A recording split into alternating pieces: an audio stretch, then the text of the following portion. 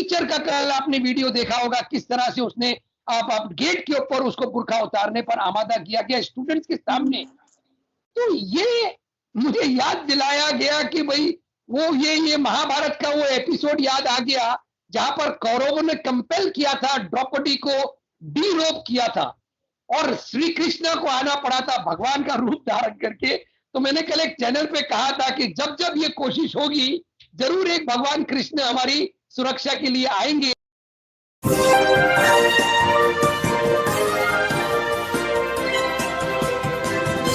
नमस्कार, आदाब। मैं खुशबू अख्तर। हिजाब का मामला कर्नाटक से शुरू होकर अब पूरे भारत में इस तरह से उत्पात होने लगा है कि कहीं ना कहीं ये सोचने पे मजबूर हो जाते हैं कि यूपी इलेक्शन जीतने के लिए भारतीय जनता पार्टी जो हथकंडा ना करे वो क्या ही बात है। हमारे साथ मौजूद हैं अतिकुल रहमान जी, जिनसे हम जानने की कोशिश करेंगे कि हिजाब के नाम पर भारतीय जनता पार्टी यूपी जीतना चाहती है। क्या कहेंगे इस पर आप? जी, बड़ी दुख की बात है कि इतनी बड़ी पॉलिटिकल पार्टी जो क्लेम करती है पूरे के पूरे length and breadth of India के ऊपर उनका प्रेजेंस होना और उसके बाद में ऐसी ऊंची हरकत करना, ये सिर्फ खुशबू ये दर्शाता है कि बीजेपी का एजेंडा हिंदू राष्ट्र है। वो हिंदू राष्ट्र जिसके लिए हमको वार्न किया था डॉक्टर बाबा साहेब अम्बेडकर ने कि किसी हालत में भी हिंदू राष्ट्र अगर कभी बनने की कोशिश हुई तो ये बहुत घातक साबित होगा हमारे पूरे मुल्क के लिए। मगर ना जाने क्यों इतना प्रेजेंस, इतनी अच्छी गवर्नमेंट ये दे सकती है सरकार। बल्कि मैं तो ये समझता हूं 2014 के अंदर जब ये आए थे तमाम दुनिया के वादे लेकर, तो हम ये समझ रहे थे कि ये एक अच्छा विकल्प, ये एक अच्छा ऑप्शन हो सकता है एक गुड गवर्नेंस का। मगर हिंदुत्व एजेंडा में अपने आप को लिप्त करके इन्होंने पूरे देश के कॉन्स्टिट्यूशन को जिस तरह से ताक पे रखा, कॉन्स्टिट्यूशन एजेंसीज को ताक पे रखा। आज देखिए महाराष्ट्र में संजय राउत उनको हमेशा फटकार लगा रहे हैं कि ईडी का इतना गैर इस्तेमाल कभी हमारे पूरी हिस्ट्री में नहीं हुआ जितना वो आज कर रहे हैं। ये ना सिर्फ कॉन्स्टिट्यूशनल एजेंसीज को ताक पे रख रहे हैं बल्कि पूरे फेडरल स्ट्रक्चर को चैलेंज कर रहे हैं। जो इंडिया का इतना खूबसूरत सिस्टम था, फेडरेशन जहां पर सेंटर और स्टेट मिलकर गवर्न करते थे, उसको इन लोगों ने चैलेंज किया, उसको ताक पे रखा। तो ये कहां तक जाएगा मेरी समझ के बाहर है। ये कम्युनल एंगल, हर चीज को कम्युनल एंगल देना खुशबू, ये मैं समझता हूं ना सिर्फ मुसलमानों के लिए बल्कि हमारे हिंदू भाइयों के लिए भी खतरनाक साबित हो रहा है। बिल्कुल, लेकिन अब जो नफरत है वो स्कूल तक पहुंच चुकी है, खासकर हमारे बच्चों तक पहुंच आई है। सबसे बड़ा सवाल ये है कि आज कर्नाटक से जो वीडियो सामने आया, करीब 50 दिन से ज्यादा हो चुके हैं इन सब चीजों को लेकर। आज बच्चों को एग्जाम देने से रोक दिया गया हिजाब की वजह से। आप ये जो नफरत है खासकर अब जो मुस्लिम लड़कियों को लेकर जानबूझकर दिखाई जा रही है, चाहे फिर वो गुल्ली बाय ऐप के जरिए हो या सुल्ली डील के जरिए हो, लेकिन अब जब स्कूल में एग्जाम देने से सिर्फ हिजाब पहन के बच्ची गई है इसलिए रोका जा रहा है, तो प्रशासन के इस रवैये को किस तरह देखते हैं आप?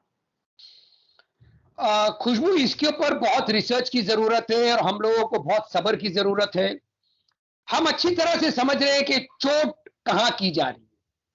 चोट हमारे उस इंस्टीट्यूट पे की जा रही है जब हमने उस इंस्टीट्यूट को, एजुकेशन को हासिल करने की कोशिश की।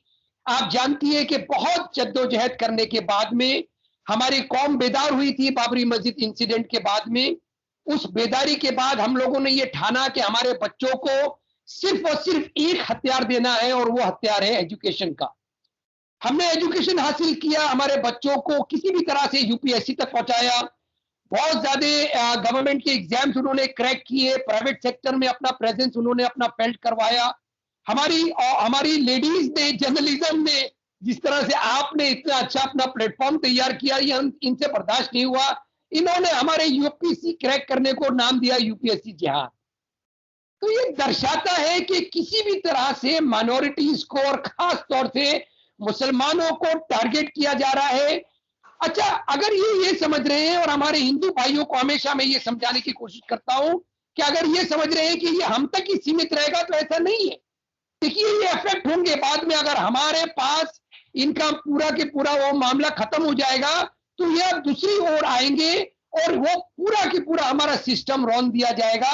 हम देख रहे हैं कि मैं कुछ न्यूज पढ़ रहा था एक दिन पहले की, जहां पर बेंगलोर के ही करीब एक डिस्ट्रिक्ट के अंदर एक हैंडीकैप का इंस्टीट्यूट है। उस हैंडीकैप के इंस्टीट्यूट के अंदर डायरेक्टिव इशू किया गया, ये पूरा यूनिफॉर्म ही बदल दिया गया और कहा गया कि कल से सब बच्चे साड़ी पहन कर आएंगे। अब देखिए ये कितना इनकंसीवेबल कॉन्सेप्ट है कि कल तक के जो बच्चे अपने एक पर्टिकुलर यूनिफॉर्म में आ रहे थे, अब आप बिल्कुल रातों रात उसको चेंज करके सारी, बताइए सारी कितना इम्प्रैक्टिकल है बच्चों के लिए, उसको सजाना संवारना, उसको मेंटेन करना और उसके साथ में अपने दुनिया भर की चीजें करना एजुकेशन से रिलेटेड।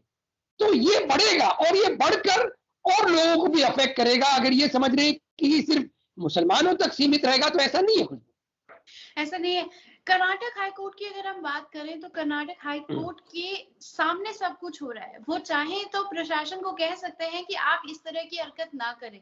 सुनवाई डेली हो रही है, 3 से 4 घंटे हम लोग लगातार उनको लाइव देखते हैं, सारी चीजें सुनते हैं, सारे मसलों पे बारीकी से समझते हैं। लेकिन कहीं ना कहीं ये सवाल उठाना सही है या गलत है, आप खुद फैसला करें कि वो चाहे तो रोक सकते हैं कि बच्चों के बुर्के ना उतरवाए जाए, उन्हें एग्जाम देने से ना रोका जाए। लेकिन कहीं ना कहीं कर्नाटक जो हाई कोर्ट है वो खामोश है। आप इसे किस तरह से देखते हैं? खुशबू, कल की जो हमारी प्रोसीडिंग्स हुई है, सबसे पहले मैं बता दूं, देखिए कि मुसलमानों का आखिरी अगर कोई रेफ्यूज है तो वो सुप्रीम कोर्ट है, संविधान है।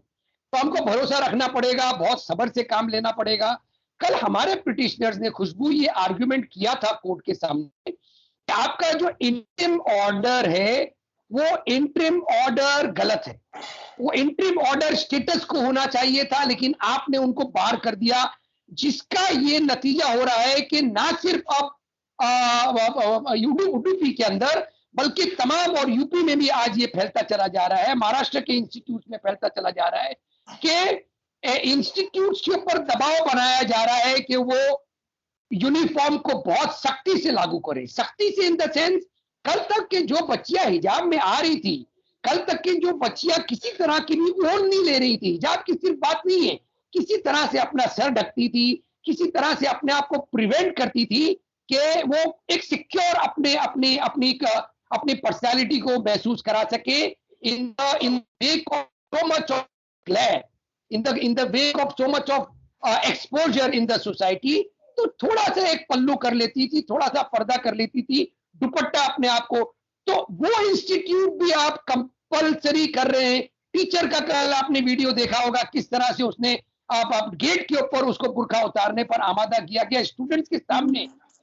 तो ये मुझे याद दिलाया गया कि भाई वो ये महाभारत का वो एपिसोड याद आ गया जहां पर कौरवों ने कंपेल किया था, द्रौपदी को डीरोप किया था और श्री कृष्ण को आना पड़ा था भगवान का रूप धारण करके। तो मैंने कल एक चैनल पे कहा था कि जब जब ये कोशिश होगी, जरूर एक भगवान कृष्ण हमारी सुरक्षा के लिए आएंगे और हमारे कोर्ट्स वो भगवान कृष्ण का रूप ले सकते हैं।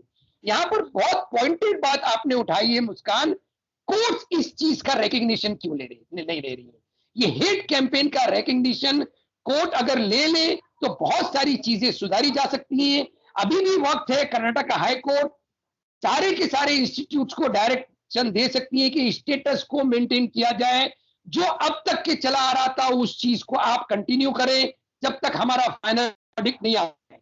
दूसरा एस्पेक्ट यहाँ पर यह है, सुप्रीम कोर्ट ने कपिल सिब्बल जी ने जो प्ली ले गए थे चीफ जस्टिस के सामने, उसके अलावा भी एक प्ली गई थी, पिटिशन किया था, उसमें उन लोगों ने सुप्रीम कोर्ट को ये पिटिशन किया था कि बहुत सारे ऐसे मुस्लिम इश्यूज हैं जिसको सरकार उठाकर एक हेट कैंपेन चला रही है, माइनॉरिटीज के अगेंस्ट में बहुत कॉन्स्पिरेसी तरीके से ये साजिशें हो रही हैं, इसका आप संज्ञान ले। उस पर भी सुप्रीम कोर्ट ने सुओ मोटो एक्शन लेने से मना कर दिया, उस पिटीशन को एंटरटेन नहीं किया और चीफ जस्टिस ने ये कहा कि पहले हाईकोर्ट सुनेगी, उसके बाद में हमारे दरवाजे खुले हैं। तो ये डिस्टर्बिंग फैक्टर्स हैं खुशबू, और इन डिस्टर्बिंग फैक्टर्स को मैं समझता हूं बहुत सब्र से हम लोगों को अपने स्ट्राइड में लेना पड़ेगा और लगातार कोर्ट को ये एहसास दिलाना होगा कि ये एक आइसोलेटेड इंसिडेंट नहीं है। हिजाब का इंसिडेंट आइसोलेटेड नहीं है, इसको आइसोलेशन में देखना गलत साबित होगा। हमारे एजुकेशन सिस्टम और खास तौर से माइनॉरिटीज का एजुकेशन जो कि बहुत ज्यादा कम सीमा के ऊपर है, इसका लेवल इतना कम है जिसकी वजह से ये प्रॉब्लम्स हमारी सोसाइटी में आते हैं।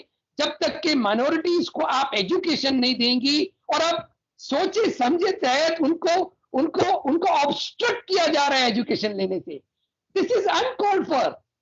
समझे ना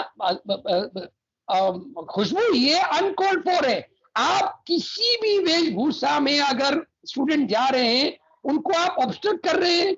या हमारे मुंबई के अंदर ऐसे स्कूल हैं खुशबू जहां पर बच्चों के पास पैसे नहीं है चप्पलें खरीदने के लिए, वो नंगे पैर जाते हैं अपने स्कूल के अंदर।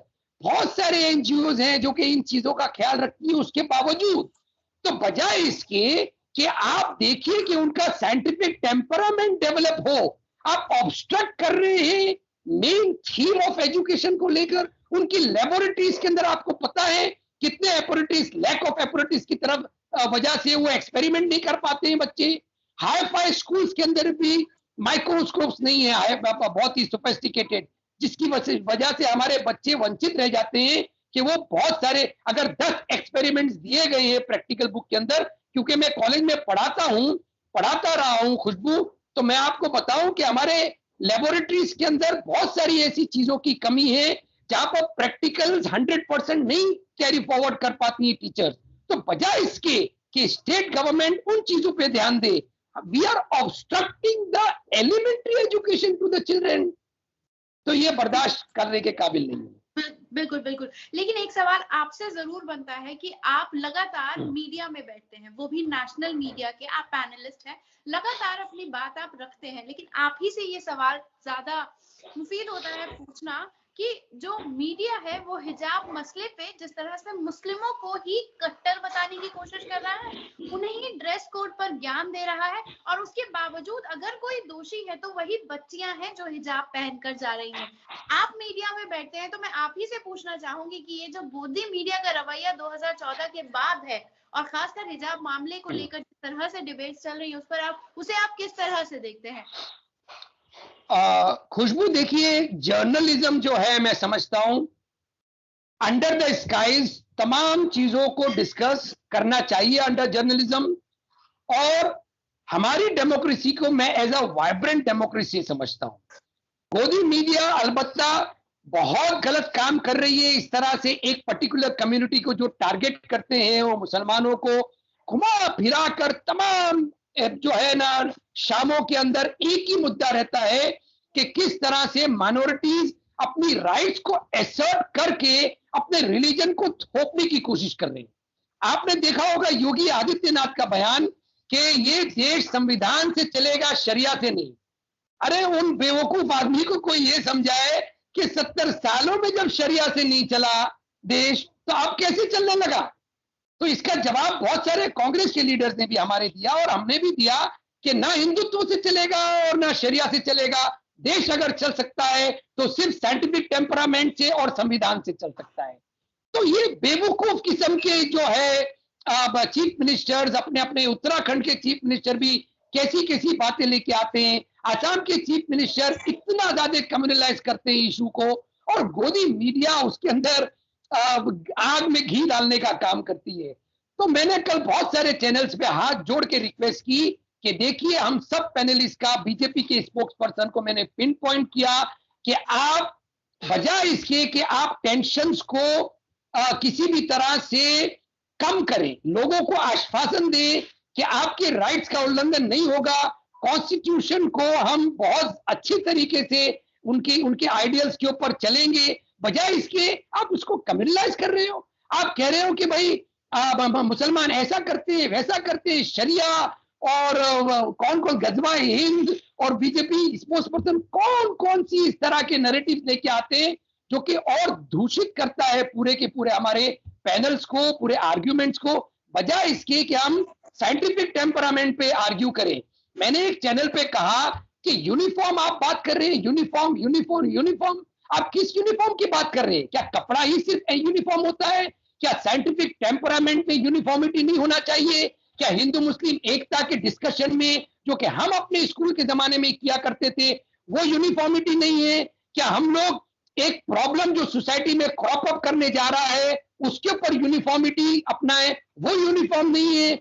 तमाम हमारे स्टूडेंट हिंदू मुसलमान सिख ईसाई एक जाति के तौर पे तिरंगे के लिए बात करें, क्या वो यूनिफॉर्मिटी ऑफ आर्ग्यूमेंट नहीं होगा? सिर्फ कपड़ा ही यूनिफॉर्म तो नहीं हो सकता है ना खुशबू? बिल्कुल सर। एक सवाल, जबकि आपने खुद सीएम के बारे में बात की है, तो 80 बनाम 20 की बात को लेकर पूरा चुनाव कहां से कहां पहुंच गया आपके सामने है। पहले चरण और दूसरे चरण का चुनाव निपट चुका है।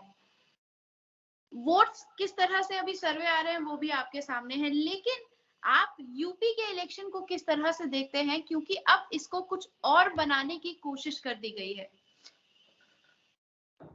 खुशबू, इसके अंदर बहुत बड़ा फैक्टर कम्युनल पॉलिटिक्स का है। लोग कम्युनलिज्म के नाम पे वोट डालते हैं या नहीं डालते हैं, अब क्योंकि अवेयरनेस आप जैसे जर्नलिस्ट की वजह से बढ़ा है, तो मैं समझता हूं ये अब 10 मार्च पे हमको दूध का दूध पानी के पानी होता नजर आएगा कि कम्युनल फैक्टर को मद्देनजर रखते हुए वोटर्स ने वोट डाला है या नहीं डाला है। इसमें डिस्टर्बिंग एलिमेंट ये है कि हमसे हमेशा जैसे आपने कहा इल्जाम लगाया गया मुस्लिम पॉलिटिक्स और शरिया और फलाना ढिमका। आरएसएस का जो राष्ट्रीय मुस्लिम मंच है उसके एक नेता यूपी के अंदर उन्होंने मुस्कान खान को कांग्रेचुलेट किया। पहले चरण के अंदर मैं बात कर रहा हूं, पहले चरण का जब यूपी में चुनाव हो रहा था जिस दिन, उसी दिन की बात है। एक डिस्ट्रिक्ट के अंदर, मुझे याद नहीं रहा वो डिस्ट्रिक्ट का नाम, उसमें मुस्कान खान को कांग्रेचुलेट कर रहा है राष्ट्रीय मुस्लिम मंच, जो कि आरएसएस का एक स्टूडेंट विंग है, मुस्लिम विंग है। और तो उन्होंने उडुपी की पिटिशनर लड़कियों को शाबाशी दी कि यस हम तुम्हारे साथ हैं, आप अपने राइट्स को एसर्ट कर रहे हो, बिल्कुल सही कर रहे हो। ये क्या दर्शाता है खुशबू कि वोट के लिए ये कुछ भी करेंगे। वोट के लिए जब मर्जी होती है ये मुसलमानों का साथ देने लगते हैं, जब इनको नजर आता है कि नहीं यहां पर पोलराइज करके वोट हासिल कर सकते हैं, तो वहां पर ये नफरत और पॉइजन फैलाने की कोशिश करते हैं। मैं कहीं से कहीं तक ये बात मानने को तैयार नहीं हूं खुशबू कि आज का हमारा वोटर रोटी, कपड़ा, मकान, इकोनॉमी, जॉब्स और इन तमाम के मुद्दों को छोड़ के वोट करना पसंद करेगा। कम्युनल लाइंस तो लीस्ट ऑफ द फैक्टर साबित होगा, ये मेरा अपना मानना है। बाकी हमें देखना पड़ेगा 10 मार्च को क्या होता है।